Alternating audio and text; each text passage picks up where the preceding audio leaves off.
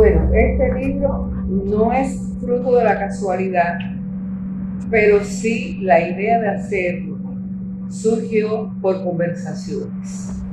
Yo tengo dos amigos muy queridos que se llaman Nancy Núñez Pires, la otra autora de La Odisea del Presidente, y su esposo Juan Carretero. Entonces siempre estábamos hablando y de que había que profundizar en ciertos aspectos de los acontecimientos que ocurrieron y además dar a conocer a un Allende humano, al Allende esposo, al Allende amante, padre, abuelo, al estadista y sobre todo al hombre que de una forma, digamos, de una forma muy sencilla pero muy persistente, intentó durante muchísimos años llegar a la presidencia de Chile para cambiar las estructuras económicas del país. Allende era un socialista, siempre lo fue.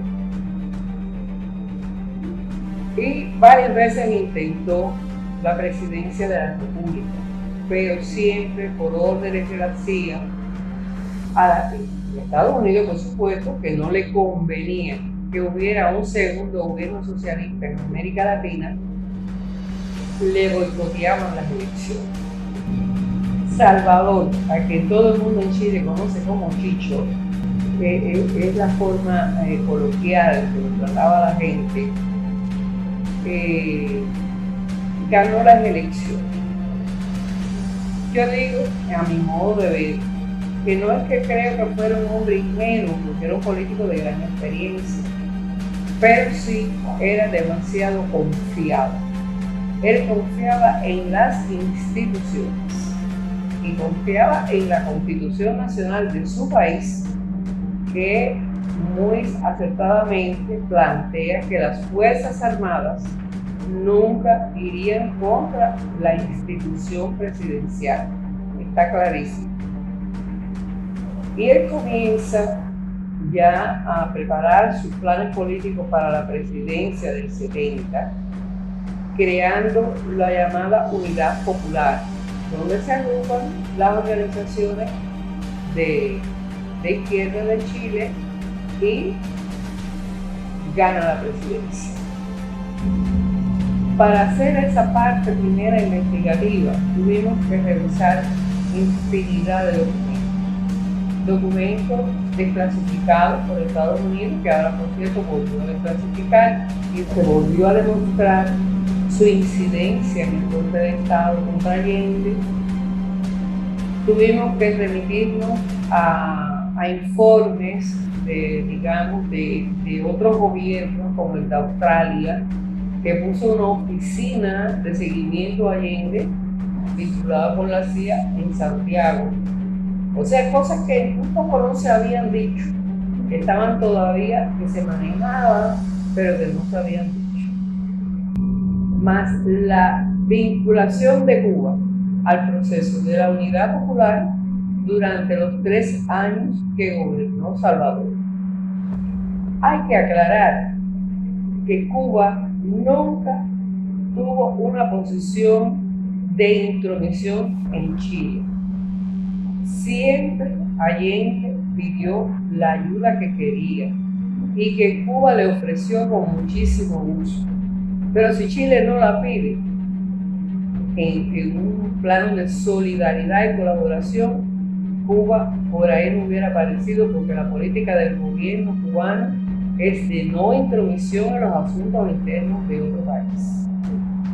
Y Salvador era un hombre que venía mucho a Cuba, antes incluso del triunfo de la revolución, porque él era senador de la República de Chile y venía acá a ver a los senadores incluso durante la dictadura de Fulgencio Batista. Quiere decir que era un hombre que conocía al país. Cuando triunfa la revolución cubana, el primer político que viene a Cuba es Salvador Allende en el mismo año 59, y ya conoce a Fidel y ya se hacen amigos y ya se crea un mecanismo, digamos, entre nuestros diplomáticos, entre los compañeros de la dirección de Liberación Nacional que dirigía Piñero, y comienza una relación mucho más fluida y mucho más, digamos, de colaboración. La concepción del libro es, como les dije, en dos partes. Primero, una nota al lector ubicando políticamente lo que había, lo que hubo y lo que hay, donde se demuestra la tradición de las Fuerzas Armadas chilenas y el por qué se llega a eso. Y además, una segunda parte desde el punto de vista de la preparación del libro, no de la edición, de la preparación, de buscar a algunos compañeros que hubieran estado en Chile entre el 70 y el 73. ¿Para qué? Para que el público se interiorice de cómo ocurrieron los acontecimientos a partir de que Salvador gana, Salvador toma posesión y cómo sigue el gobierno de Salvador. Yo tengo que decir que desde antes de que él triunfara, ya él había hablado con Fidel porque él quería la ayuda de Cuba en la preparación, tanto, digamos, en la preparación de los hombres que iban a hacer sus guardaespaldas, sus escoltas, su protección personal. Y además, él confiaba en que los cubanos, por su experiencia, podían localizar los inmuebles que ellos iban a ocupar durante el gobierno, de tal manera que hubiera una mayor seguridad en todo el proceso. De la mayoría de esas cosas se ocupó el compañero Juan Carretero, que trabajaba con el compañero Piñero y estaba en total armonización con lo planteado por el comandante en jefe y con su jefe más cercano. Fueron años de preparación de todo eso, en el cual, cuando ya se tuvieron creadas las condiciones, empezó a llegar la gente a Chile.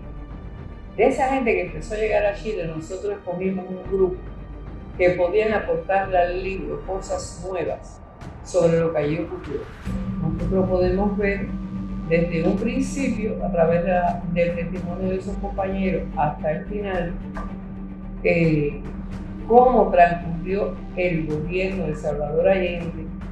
Salvador, como yo digo, y se demuestra ahí en los testimonios de los compañeros, que hicieron una labor extraordinaria y que defendieron la embajada de Cuba durante el golpe hasta el último aliento, que se les pudo retornar al país. Hicieron por Allende todo lo que se pudo, todo. Fidel puso a disposición de Allende lo que necesitara, pero Allende dijo que eso era un problema interno de los chilenos, que él no quería involucrar a Cuba en esa situación. Ese libro se terminó con un libro doloroso.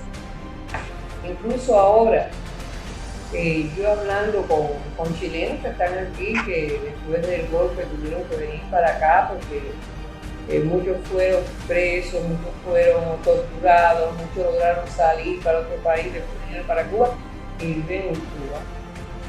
Me han contado que este es el peor mes del año para ellos. Ellos sufren, ellos lloran, porque los he visto llorar en estos días. Ellos están tristes. Hay quien no quiere hablar de ese proceso, porque lo de las Fuerzas Armadas chilenas fue aterrador, destructivo. Creo que no ha habido un segundo ejemplo de la brutalidad de las Fuerzas Armadas contra un gobierno constitucional. Cuando terminamos, yo siempre, y Nancy estuvo de acuerdo conmigo en que este era un libro que por sus características tenía mucho de un enfoque político militar, porque realmente Allí lo que hubo fue una batalla ideológica, política y de armas. Y que era necesario contar con una editora donde realmente se pudiera estas ideas ser muy bien comprendidas, ser muy bien estudiadas, y que también le sirviera al Ministerio de las Fuerzas Armadas para darle a conocer a los más jóvenes de las Fuerzas Armadas nuestras una parte de la historia de América Latina muy vinculada a Cuba, y que ellos conozcan cómo un grupo pequeño de cubanos defendieron su tierra, defendieron su embajada hasta las últimas consecuencias, de cómo Cuba demostró su solidaridad con un país que realmente tenía una situación muy difícil, extraordinariamente difícil, pero siempre respetando las ideas de su presidente, respetando las ideas del comandante en jefe, que por cierto estuvo en Chile en una visita larguísima de 26 días, en los cuales Fidel habló varias veces con gente de las Fuerzas Armadas, con militares. Él sabía de antemano que Chile estaba perdido, porque Allende nunca quiso enfrentar la situación para evitar un baño de sangre.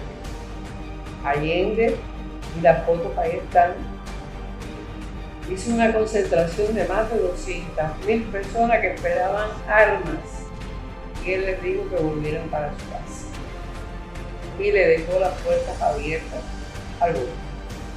Se las dejó porque habían armas, había gente del pueblo muy dispuesta a defender lo suyo, pero si el presidente le dice regresen, quiere decir, esta es mi batalla, la de mis hombres, y aquí no voy a permitir una matanza de mi pueblo. Y por eso se inmoló antes que caer en manos de aquellos bárbaros, porque sencillamente eran unos bárbaros. Verdolivo acogió con mucho cariño el libro. Espero que los que lean este libro aprendan un poquito más de la historia de América Latina, y sobre todo de Chile, y sobre todo de Cuba, porque el libro es en sí un homenaje a Allende, a los hombres que cayeron allí defendiendo la moneda, a los heroicos combatientes cubanos que defendieron a Cuba en su embajada y establecieron incluso contacto de armas, contactos de combate con los milicos allá de Chile, y que finalmente lograron, en condiciones súper adversas, llegar a su país de nuevo.